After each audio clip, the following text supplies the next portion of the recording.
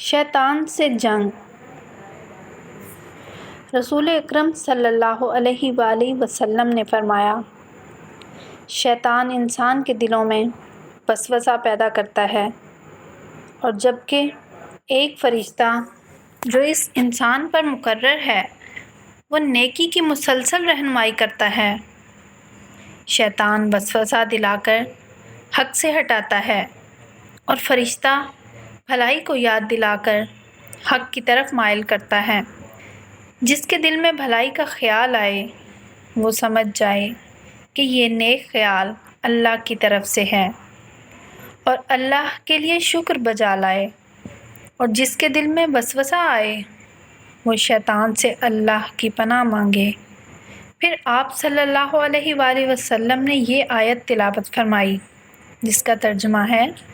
شیطان تمہیں فقیری سے ڈراتا ہے اور بے حیائی کا حکم دیتا ہے، اور اللہ تمہیں